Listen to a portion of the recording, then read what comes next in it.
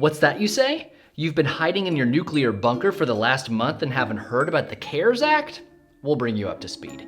It's an economic relief bill of historic proportions to help soften the financial shockwave of COVID-19. Many of us are starting to feel the effects of the CARES Act on a personal level. You might have gotten a stimulus check or have filed for unemployment for the first time.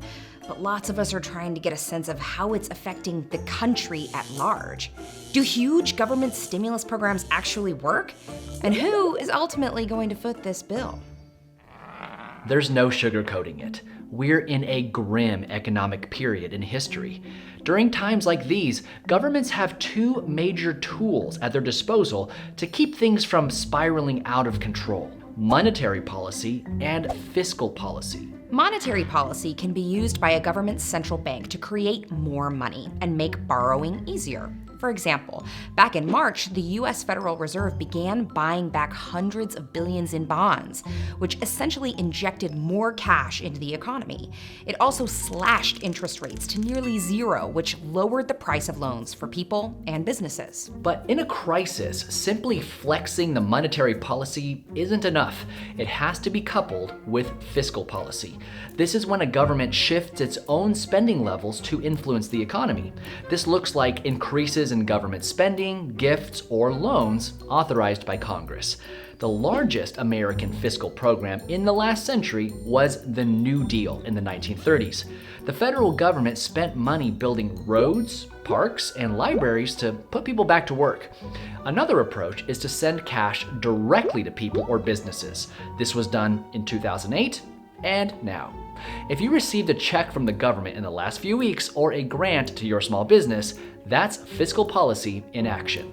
So, to recap, monetary stimulus is designed to create a more hospitable environment for its citizens to spend their money.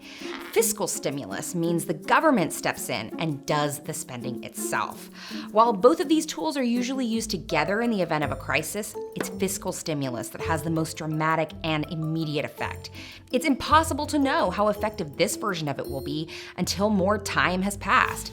Thankfully, we do have the benefit of some past examples to get a sense of how fiscal stimulus has played out. Following 9/11, Congress passed a $15 billion stimulus package in loans and direct aid to airlines in an effort to save the industry.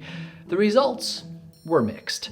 The program did meet the goal of preventing an industry implosion, and once all loans were repaid, the Treasury posted a $300 million profit.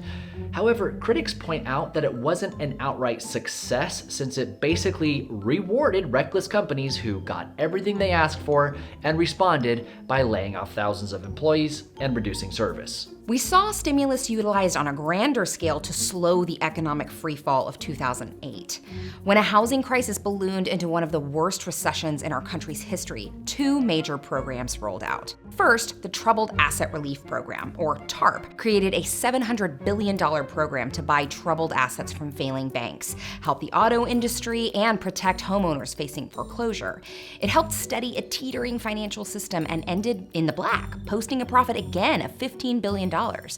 But like the previous bailout, it was criticized for seeming to reward rather than punish risky and irresponsible behavior by Wall Street. If TARP was designed to stop the bleeding, the American Recovery and Reinvestment Act, or ARRA, began the healing process. It provided $831 billion to three main programs: temporary relief for families and businesses, expansion for food assistance and unemployment benefits, and increased spending for infrastructure and educational projects. Critics at the time called the plan a big government blank check that didn't do enough to help the working class. Though economists today generally agree that things would have been much, much worse without it. In 2012, the Congressional Budget Office reported the ARRA raised GDP and lowered unemployment by creating as many as 1.7 million jobs. So here we are in 2020, in the midst of a global crisis, and already dozens of countries have rolled out their own versions of fiscal stimulus.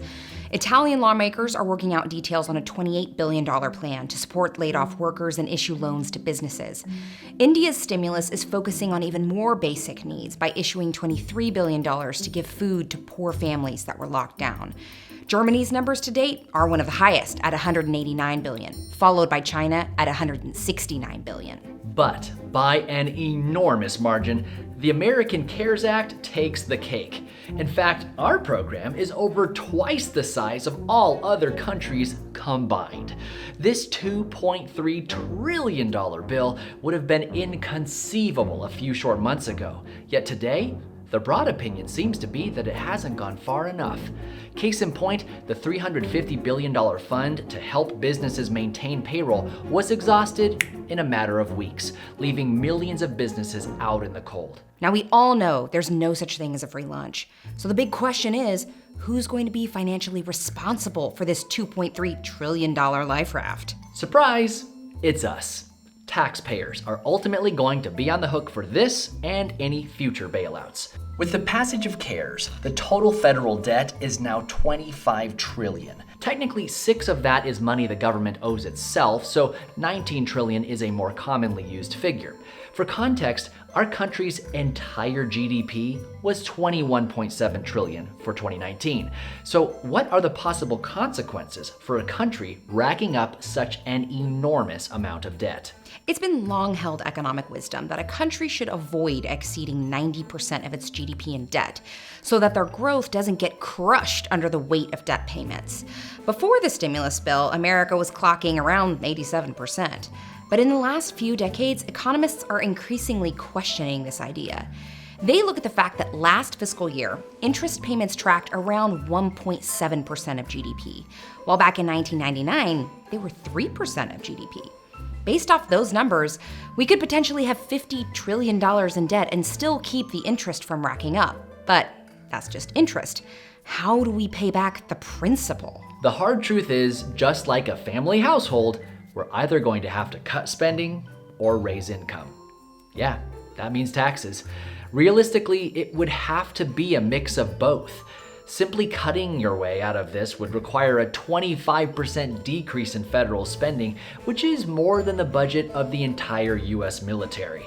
A number so extreme, it would probably cause another recession, which would require more stimulus, etc. You know where this is going. And a tax hike in the near future would be very unpopular. Yikes. We're doomed. Surprisingly, probably not. Experts believe that the US could continue to take on even more debt as long as inflation stays low.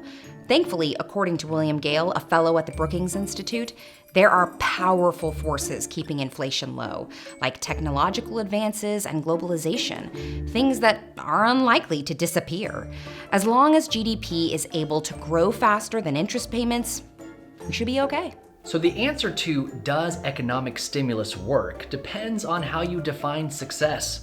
Recent versions have left large groups out in the cold and have been slow to turn things around. But in hindsight, the majority of economic experts believe they are necessary, and while imperfect, keep bad situations from getting much worse. These programs aren't free, and we will end up paying the bill with slower economic growth in the future. Stimulants in finance and medicine have limited benefits that decrease with use. But just like an emergency stimulant given by a doctor, they can be the difference between life and death. And that's our 2 cents. Thanks to our patrons for keeping 2 cents financially healthy. Click the link in the description to become a 2 cents patron.